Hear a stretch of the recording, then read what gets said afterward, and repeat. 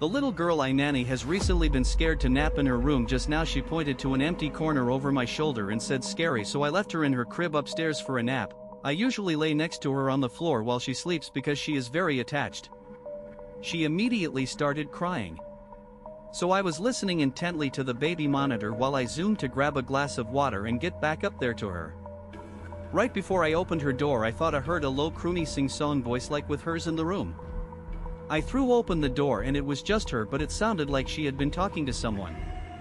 I said, "Were you talking to someone?" And she nodded and said, "Aha. Mickey." I kind of smiled relieved as she looked towards a Mickey Mouse doll. But then I picked her up and she pointed in the corner near the doll and said, "No, no, no. Scary. I don't like it here." Is she just putting off napping or? The man in black, this story is 100% true and it still freaks me out. My bedroom was in an attic room, the ceilings were slanted to a peak. I slept on a mattress on the ground in the corner, alone in the room. That room always made me unsettled, but like really unsettled. One night while I was trying to sleep, I saw a man in a black suit, with black slicked back hair, black leather shoes, and a bright red tie. His eyes were completely black, no whites, no pupils, just black. That freaked me out, but what still freaks me out is that I remember it with so much detail. Usually these night terrors or whatever fade, but not this one. Honestly, I'm freaking out while typing this because the image is so strong in my mind. I still hate that room. Just walking inside gives me chills.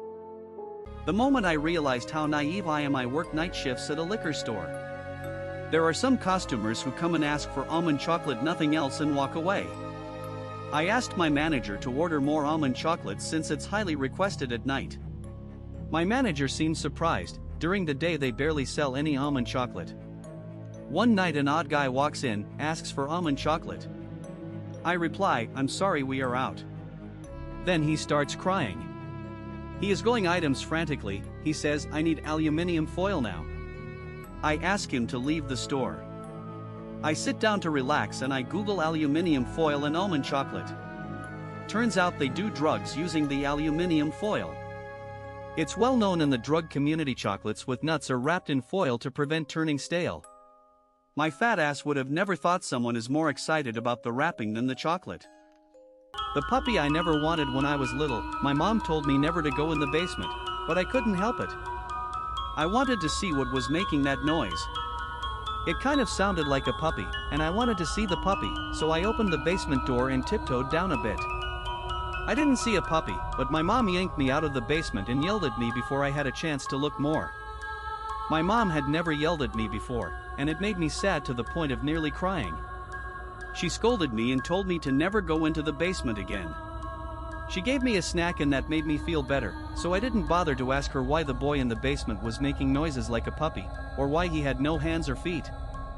The thing that lives with me, so one day in the middle of the night I fell asleep. I don't get much sleep because of the dogs that won't stop barking. I had a nightmare about something watching me sleep, so I woke up and saw this thing running into the bathroom. I yelled and woke up my husband.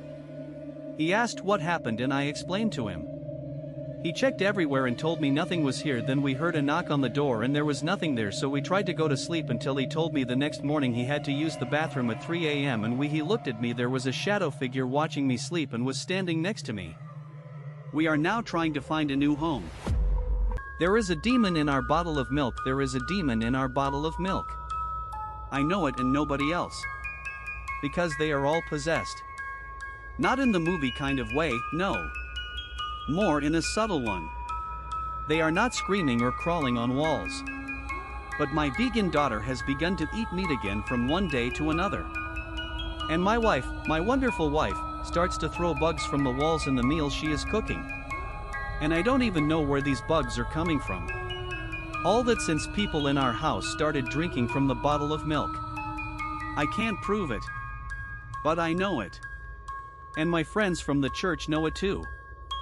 Sadly, they don't take it very serious. Because it's just a bottle of milk. There is no mirror in the barbershop. I went into a barbershop with no mirrors. This confused me, as mirrors are important in barbershops so we can check out the end product of our haircut.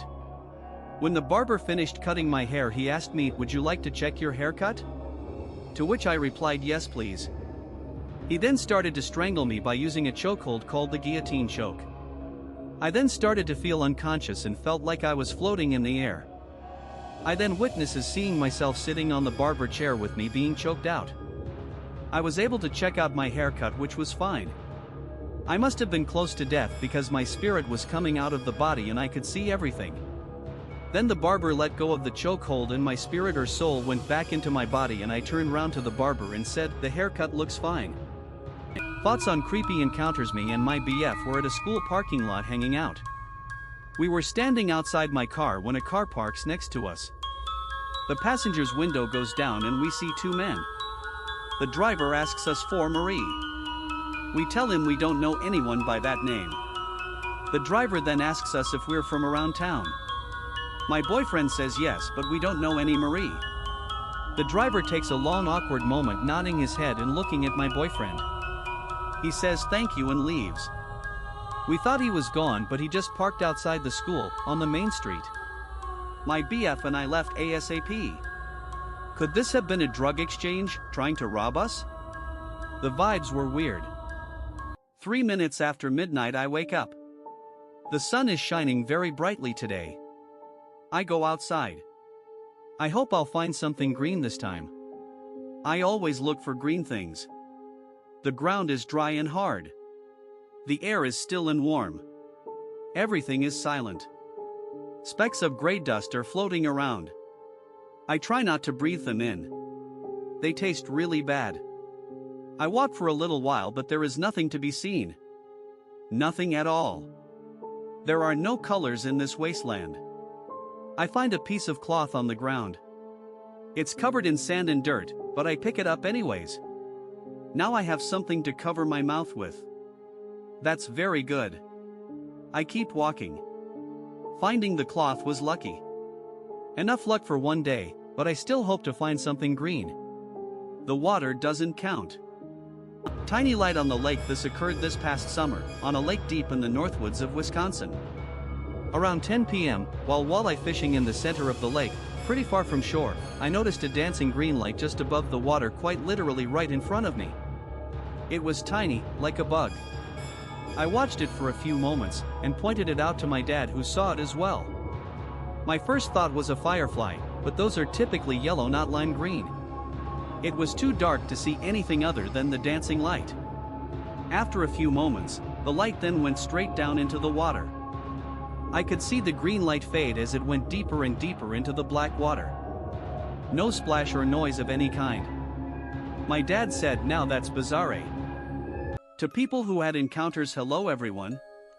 I am curious to know if any of you have had encounters with humanoids, cryptids, or aliens. If so, I have some questions for you. First, did your encounter happen at a specific time of day, or was it random? Second, where did you find clues or information about the encounter? Did you do research online, talk to other people who have had similar experiences, or did you just stumble upon the encounter by accident?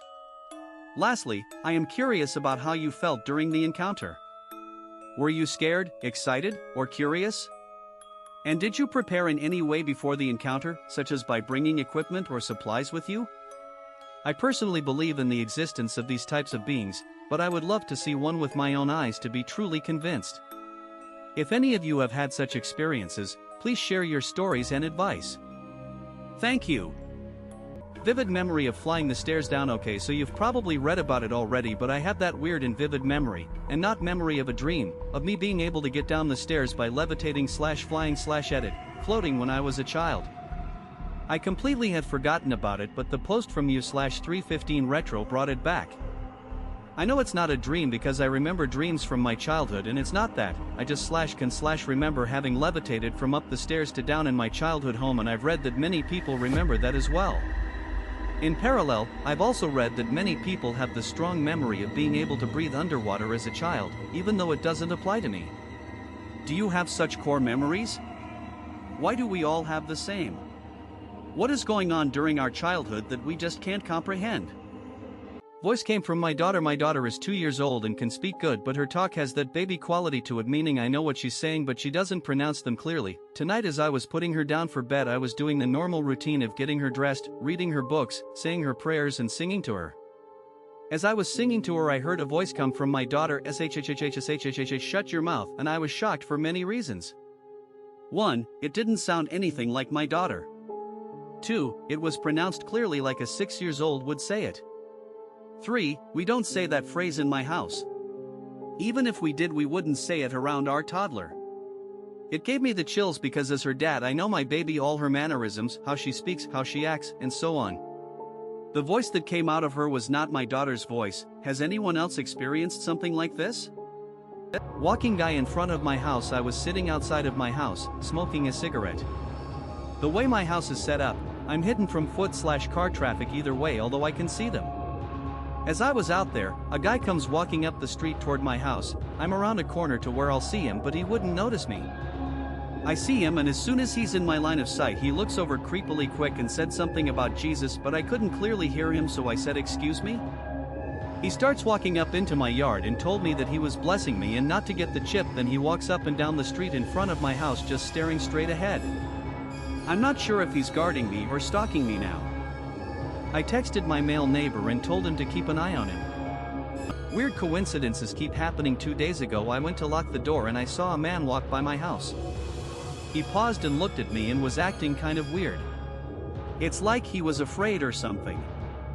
Then he walked past. I forgot about him.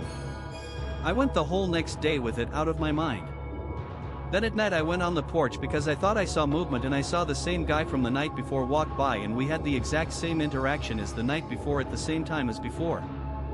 I didn't realize at first, and the deja vu was scaring me. Then I remembered. It was unsettling for some reason. I also remembered seeing him before that, and he was acting weird. I don't think he's a danger to me. It's just odd that I keep noticing him. I don't usually pay attention to complete strangers.